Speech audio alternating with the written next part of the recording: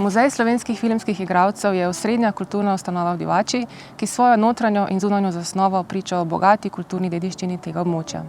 Ko se sprehodimo mimo prenovljene domačije, se v elementih tipične kraške arhitekture pred nami razkrijejo zgodbe o preprostem življenju v preteklosti.